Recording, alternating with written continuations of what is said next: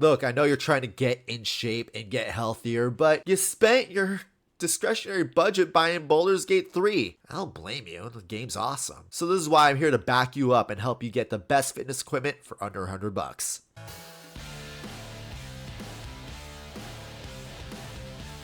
And welcome to Heroes Forge Podcast, where we are going to sculpt your inner hero through simplified health and wellness for the millennial geek, gamer, and cosplayer. I am your coach, Troy Bushido, and we're going to be diving headfirst into affordable fitness gear that you can crank out on Amazon for under 100 bucks to transform you into the hero you're born to be from the inside out. Now, just like being a crafter, just like being a cosplayer, just like being a gunpla artist or a Lego maniac, it's an art, and every artist needs the right tools. Today, we're going to be building your heroic arsenal in a way that won't break the bank.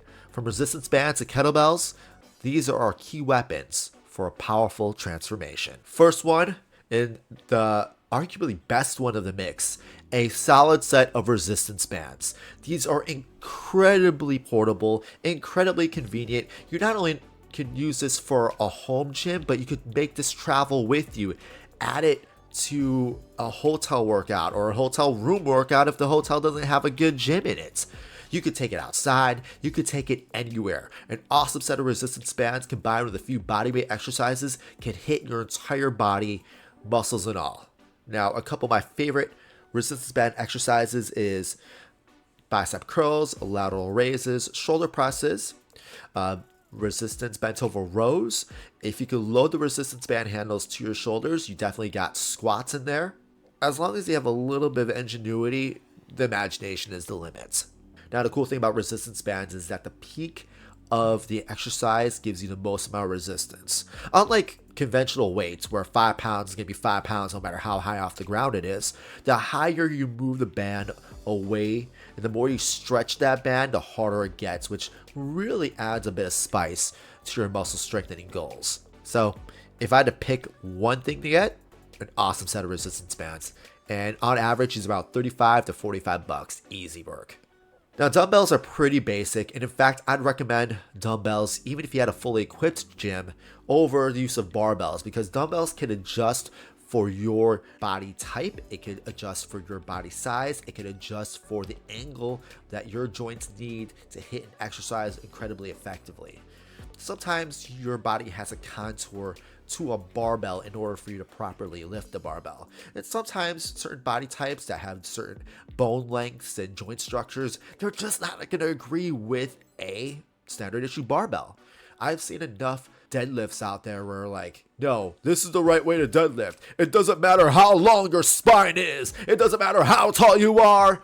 Wow, I'm going Dwayne, like 90s Dwayne Johnson on it. It doesn't matter what your body is like. But the problem with that is I've seen so many deadlifts where spines are just rounded because, man, the joint structure that has to be set up for you to work with that barbell and at that position off the ground, it hurts, and it can hurt. I always like the dumbbells a little bit better, just a little bit more versatile, especially for those of us that have joint issues or especially for beginners. Now, the most hardcore of the hardcore when it comes to fitness, love kettlebells. This is going to be the most expensive piece of equipment you're going to get. In fact, you're probably going to spend all 100 bucks on the kettlebell.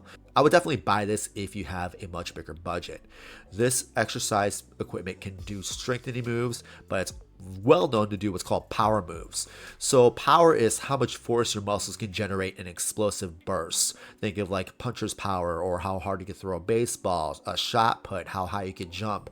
Power is incredibly important, especially for millennials, because that's the first bit of athleticism that dies out as we age. Retaining your power while keeping your joints stable is going to be incredibly important, especially just to keep us young going into our 40s. Hey, what's up? Coach Troy from the editing studio here. Just want to give you a quick reminder that today's episode is sponsored by the Heroes Forge Discord. It is one part virtual gym, one part motivational group, one part discussion on gaming, cosplay, conventions, and all things geek.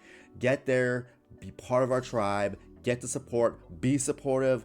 You know, we are all stronger together, and in the digital space, we all need some sort of support system. So go ahead and hit us up. The link into the Discord is in the description below. And yeah, just want to make it short and sweet. Get on with the episode. Now, as much as he would hate to admit it, even Batman is going to need rest and recovery. This is why another piece of equipment you're going to want to get is either a foam roller and or a yoga mat. You're going to be doing a bunch of bodyweight stretches on your mat.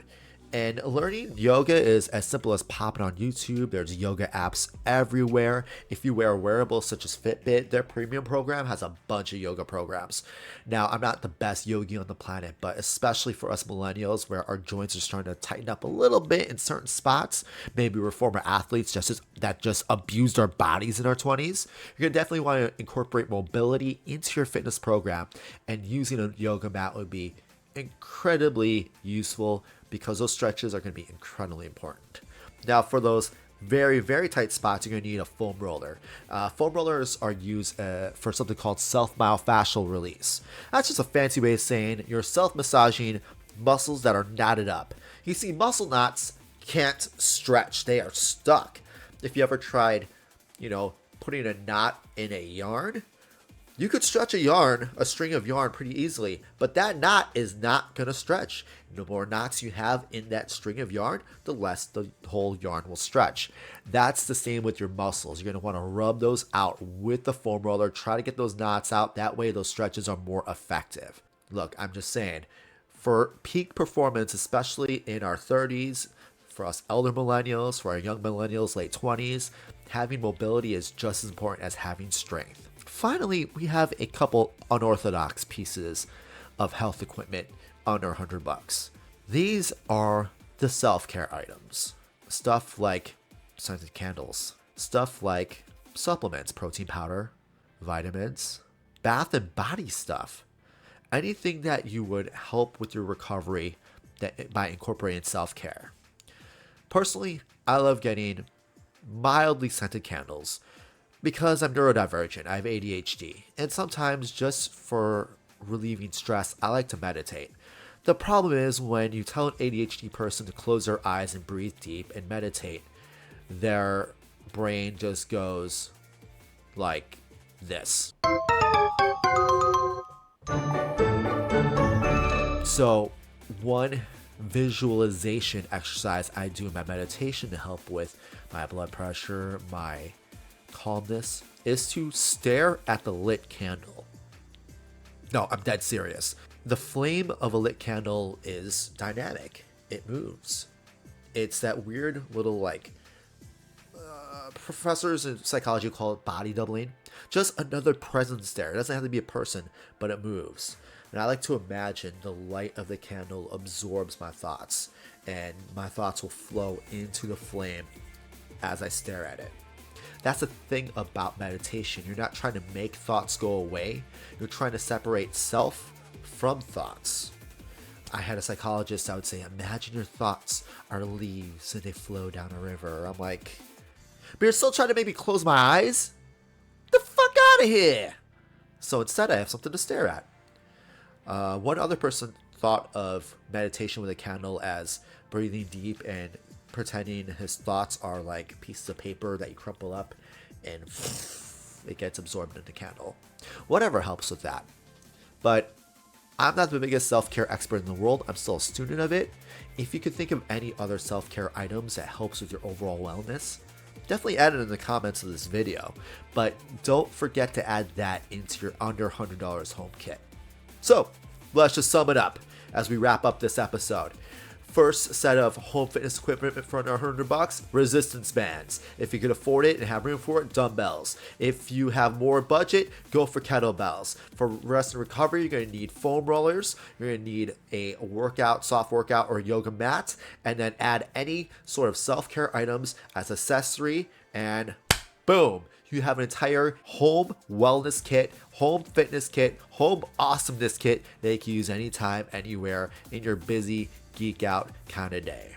Now, if this video was helpful, be sure to like and subscribe. If you have any questions, pop them in the comments below. And if you have questions about setting up your best workout, take a look at our last episode. Let me point in the right direction. I think it's this way. But yeah, go ahead and take a look at that episode We'll see you then.